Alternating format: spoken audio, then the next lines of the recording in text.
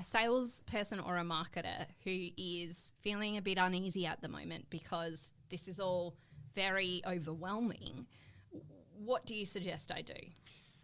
Well, we've always known that to de-risk your career, which is really this topic, to do well, you can't be dumb, right? So you need a reasonable level of IQ. We've known for a long time you also need EQ, emotional quotient. You need to understand yourself and others and how to interact with them well.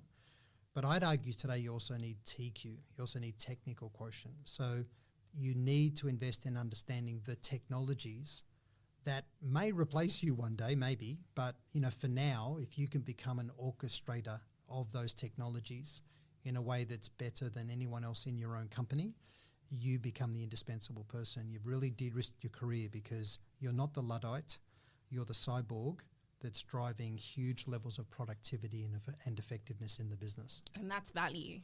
Absolutely, that's value. You're attaching yourself to revenue. And the customer.